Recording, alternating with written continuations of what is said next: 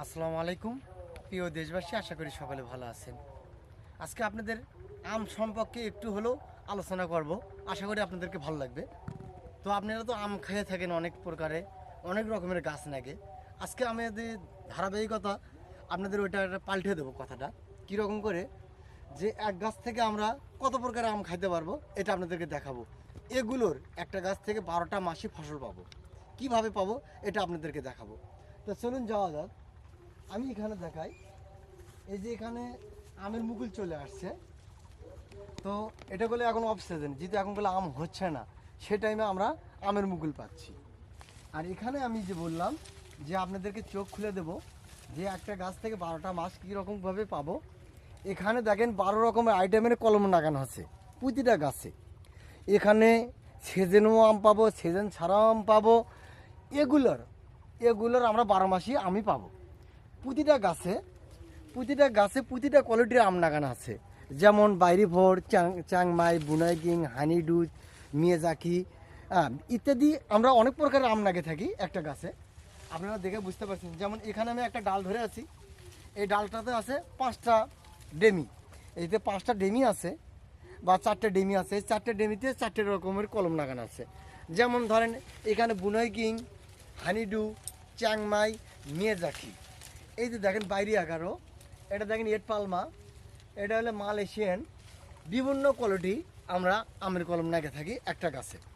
তো আপনারা হয়তো 10টা আইটেমের গাছ না নাগাইয়া আপনি একটা গাছে নাগাইয়া আপনারা 12 মাস এগুলোর ফলন পাচ্ছেন। যেমন এটা ধরে আছে আম বাইরে 11, এই আমটা অনেক বড় হয়ে গেছে। এই আমটা ছোট, তার ছোট এটা, তার ছোট এটা, তার ছোট এটা। এটা একটা কোয়ালিটি। আবার আমি যদি দেখাই মাথাতে আম ধরে আছে, এটা একটা কাঠিবন। এটা একটা কাঠিবন, দেখেন এটা বৎসরে 3বার ধরে। এটা কাঠিবন, ওটা বাইরে 11, এটা কাঠিবন। এটা দেখেন এটা তো বড়, তার ছোট এটা, তার ছোট এটা। তাহলে এই গাছে আমরা কলম সেট আপ করছি কয়টা প্রকারে? 1 2 3 4 5 6 7। এখানে 7টা কোয়ালিটি আমের গাছ লাগানো আছে ডাল। তো এরকম প্রতিটা গাছেই আমরা সেট আপ করা হচ্ছে কলম। এই যে কলমের জয়েন্টগুলো দেখতে পাচ্ছেন, কলমের জয়েন্টগুলো প্রতিটা গাছে আছে। আমি যদি দেখাই আপনাদেরকে, ক্যামেরাতে দেখেন, এই যে জয়েন্ট আছে প্রতিটা ডালে, এই যে জয়েন্ট আছে। আপনি এখানে যে কলম লাগাচ্ছি আমরা, এই কলমে প্রতিটা জয়েন্ট আছে। এই যে এখানে জয়েন্ট, এই যে এখানে জয়েন্ট।